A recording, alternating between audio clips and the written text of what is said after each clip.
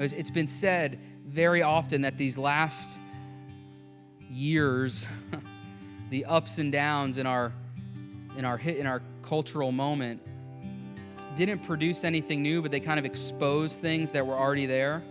They kind of exposed where we stood and where we landed on things.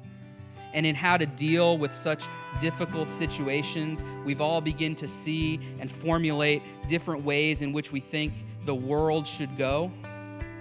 And as we begin to divide into camps into how we think the world should go, it becomes harder and harder to be in community. And I recognize that. But what I want to say about that, what I think is happening in here, is here's the thing. We all have different opinions about the way the world should go. But if we're honest, we all are also grieving that the world is not going the way that we want it to go. So we might have different opinions about the way that the world should go, but all of us can look at it, no matter what your opinion is, it says, it's not how I want it to be. And that can cause distress.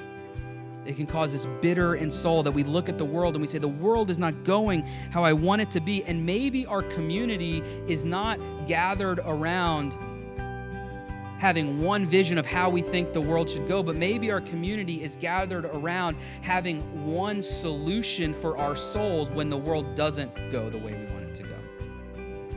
We say, well, it's not working out for me, it's not working out for you, but the one solution we have is Christ. And so we're not going to keep fighting each other here about how to get there.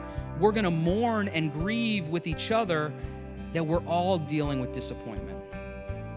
We're all struggling. We're all looking out at the future and going, is this really how it's going to be? No matter where you fall on anything and everything that you can have an opinion on. That's the community that I see developing around David. That we say, okay, it's not going the way I want it to go. It's not going the way you want it to go. And we may never agree on how it should go, but maybe we can agree that in our disappointment and our grief and our bitterness, Jesus can heal that.